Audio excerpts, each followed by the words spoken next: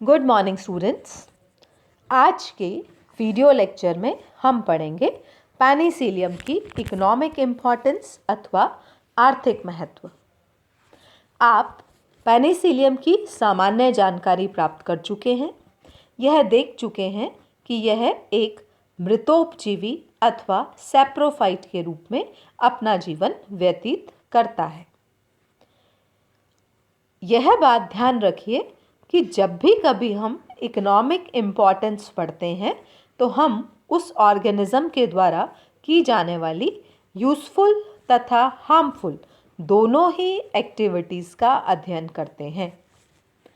तो अगर हम पेनिसिलियम की बात करें तो हम पाएंगे कि पेनिसिलियम एक ऐसा कवक है जो कि आर्थिक रूप से काफ़ी महत्वपूर्ण है तथा इस कवक की अनेक यूज़फुल एक्टिविटीज़ हैं, यानी कई लाभ हमें यह प्रदान करता है, परंतु कई हार्मफुल एक्टिविटीज़ भी इस कवक के द्वारा परफॉर्म की जाती हैं। तो इकोनॉमिक इम्पॉर्टेंस के अंतर्गत हम दोनों ही प्रकार की एक्टिविटीज़ का अध्ययन करेंगे। साथ ही हम पेनिसिलियम की कुछ स्पीशीज़ के बारे में भी जानकारी प्राप्त करेंगे जो कि विभिन्न प्रकार से इन कार्यों को करती है तथा इनके लिए उत्तरदायी है। तो चलिए बिल्कुल संक्षिप्त में हम देखते हैं पेनिसिलियम की यूज़फुल एक्टिविटीज़। पेनिसिलियम से अनेक एंटीबायोटिक्स प्राप्त होती हैं, कई रंगों के पिगमेंट्स प्राप्त होते हैं, विभिन्न प्रकार की इंडस्ट्रीज़ जैसे कि चीज़ इंडस्ट्रीज़, अल्कोहल तथा ऑर्गेनिक एसिड की इंडस्ट्री में भी पेनिसिलियम का उपयोग किया जाता है। और अगर हम इसकी हार्मफुल एक्टिविटीज़ की बात करें तो बहुत से फूड प्रोडक्ट्स को स्पॉइल करने का कार्य पेनिसिलियम की स्पीशीज़ के द्वारा किया जाता है। साथ ही यह पेपर तथा लेदर गुड्स को भी एडवर्सली या प्रतिकूल रूप से प्रभावित करता है। टिम्बर अथवा लकड़ी के डिटीरियोरेशन क्षय का कारण बनता है। साथ ही पेनिसिलियम प्लांट्स तथा एनिमल्स में विभिन्न प्रकार के रोग भी उत्पन्न करता है। तो आइए विस्तार से इन सभी गतिविधियों का अध्ययन करते हैं।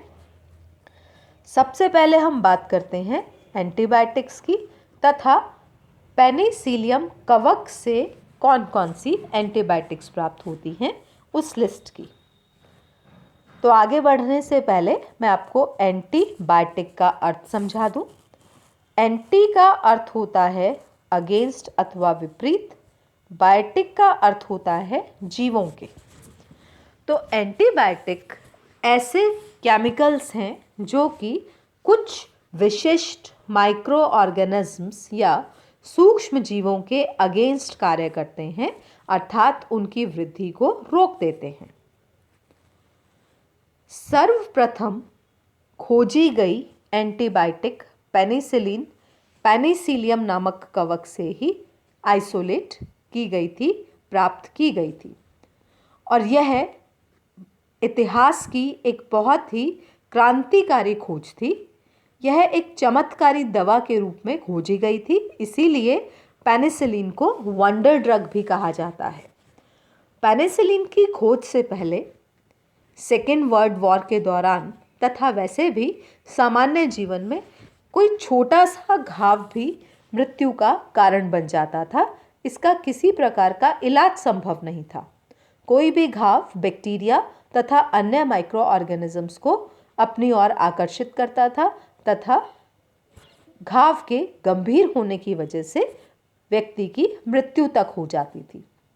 परंतु पेनिसिलिन की खोज के बाद यह पाया गया कि इन एंटीबायोटिक्स का प्रयोग घावों को ठीक करने तथा माइक्रो ऑर्गेनिजम्स की ग्रोथ को रोकने के लिए किया जा सकता है, अतः इसे वंडर ड्रग माना गया। तो यह पेनिसिलिन जो कि सबसे पहले खोजी गई थी, कवक पेनिसिलियम नोटेटम से प्राप्त की गई थी। इसके पश्चात और भी अनेक एंटीबायोटिक्स पेनिसिलियम से अलग की गई, जैसे कि स्पाइनुलोसिन पेनिसिलियम स्पाइनुलोसम से। ग्रेसियोफेल्विन पेनिसिलियम जेन्सेनी से। साइट्रिनिन एंटीबायोटिक प्राप्त की गई पेनिसिलियम साइट्रिनम से तथा आइसोपेनिसिलिन नामक एंटीबायोटिक प्राप्त की गई पेनिसिलियम क्राइसोजीनम से। तो इस प्रकार पेनिसिलियम कवक से हमें अनेक प्रकार की एंटीबायोटिक्स प्राप्त होती हैं। एंटीबायोटिक्स के अतिरिक्त बहुत से पिगमेंट्स या वर्णक डाई की तरह विशेष रंग देने वाले पदार्थ के रूप में कार्य करते हैं। तो अनेक पिगमेंट्स भी हमें पेनिसिलियम से प्राप्त होते हैं, जैसे कि एमोडिक एसिड जो कि ऑरेंज कलर प्रदान करता है, यह पेनिसिलियम साइक्लोपियम से प्राप्त होता है। फोनिसिन जो कि येलो, रेड या बैंगनी रंग के लिए उत्तरदायी है, यह पेनिसिलियम फोनिशियम से प्राप्त होता है। साइटिनिन जो कि पीला रंग देता है, यह पेनिसिलियम सिरिनम से प्राप्त किया जाता है। सिमिलरली स्पाइनोलोसिन नामक पिगमेंट भी जो नीले बैंगनी रंग का होता है, पेनिसिलियम की ही एक स्पीशीज पेनिसिलियम स्पाइन्यूलोसम से प्राप्त किया जाता है। तो अनेक पिगमेंट्स पेनिसिलियम से प्राप्त किए जाते हैं। विशेष प्रकार के चीज़ जिनकी की स्पेसिफिक गंध तथा कंसिस्टेंसी होती है, इसके निर्माण में भी पेनिसिलियम की कुछ स्पीशीज जैसे कि पेनिसिलियम रॉकफोर्टाई तथा पेनिसिलियम कैमम्बर्टाई काम में आती हैं। ऑर्गेनिक एसिड बनाने वाली इंडस्ट्रीज़ जिसमें कि citric acid, fumaric acid, gluconic acid जैसे एसिड्स का निर्माण किया जाता है, यहाँ पर भी पेनिसिलियम की स्पीशीज़ को काम में लिया जाता है। इसी प्रकार से अल्कोहल बनाने में भी कुछ जातियाँ जैसे कि पेनिसिलियम पैट्युलम उपयोगी पाई गई। तो इस प्रकार आर्थिक रूप से पेनिसिलियम बहुत सी लाभकारी गतिविधियों में इन्वॉल्व्ड रहता है, परंतु क्योंकि ये एक सैप्रोफाइट है, डेड ऑर्गेनिक मैटर से अपना भोजन प्राप्त करता है, तो इसी कड़ी में यह अनेक प्रकार के नुकसान भी पहुंचाता है। तो चलिए देखते हैं पेनिसिलियम की हार्मफुल एक्टिविटीज़ के बारे में। पेनिसिलियम डिजिटेटम, पेनिसिलियम एक्सपेंसम तथा पेनिसिलियम ग्लॉकम, ये कुछ ऐसी जातियां हैं जो कि विभिन्न प्रकार के फूड प्रोडक्ट्स को स्पॉइल करने का कार्य करती हैं। इस नीली हरी फफूंद के कारण ये खाद्य पदार्थ काम में लाने योग्य नहीं रहते व नष्ट करने पड़ते हैं, जिससे कि आर्थिक रूप से बहुत नुकसान उठाना पड़ता है। इसी तरीके से पेनिसिलियम रूब्रम, पेनिसिलियम परप्यूरोजिनम जैसी कुछ जातियां पेपर तथा लेदर की वस्तुओं को नुकसान पहुंचाती हैं। पेनिसिलियम डाइवेरिकेटम टिम्बर अथवा लकड़ी के क्षय का कारण बनता है।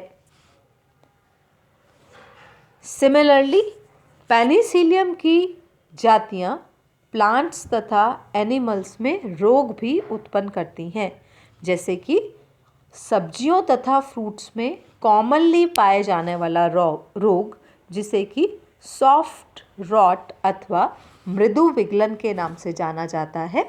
इस रोग में फलों की दीवारें अथवा जो फलों की कवरिंग है वह गलने लगती है।